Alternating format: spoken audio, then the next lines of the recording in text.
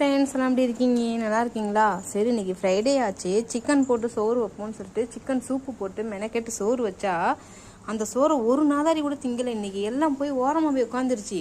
அதோட கறியை மட்டும் பொறுக்கி திண்டு போயிடுச்சிங்க. இப்போ மறுபடியும் அப்படியே சோறு கிடந்துச்சுப்பா. இப்போ மறுபடியும் மீன் எடுத்து அந்த மீனை அவிச்சு தண்ணி போட்டு மறுபடியும் சோறு வைக்கும். இப்போ கூட்டமாக உட்காந்து திங்கிறாங்க. இதுங்களுக்கு பார்த்தீங்களா திமுற? மீன் சோறு தான் திம்பாங்களாம், சிக்கன் கூட வேணாமா. சிக்கன் சூப்பு போட்டால் கூட அதை நீனே தின்னு. மீன் இப்போ 3 நாளைக்கு வராமல் இருந்துச்சுன்னா என்ன பண்ணுவீங்க? சோறே திங்க மாட்டிங்களா? வயிறை காய போட்டுருவீங்களாடா? ஏண்டா டேய், இந்த இந்த இந்த இந்த அம்மா செய்கிற வேலை தான். இன்னொருத்தவன் பெரியவன் எங்கே போனான்னு தெரில. பார்த்தான் சோறு இல்லை, ஓடிட்டாங்க பாருங்க. கீரி திண்டுக்கிட்டு இருக்குது. கீரி பைய சாப்பிட்டுக்கிட்டு இருக்கான். அவன் என்னத்தையும் உருட்டி உருட்டி திங்கிறான் தோசை. இவங்க திங்காத மிச்ச மீதி பொருளை அவனுங்க தின்றுவானுங்க. ஆக மொத்தம் சாப்பாடு எதுவும் வேஸ்ட் ஆகிறதுக்கு வேலையே கிடையாது. இங்கே பாருங்க, அவன்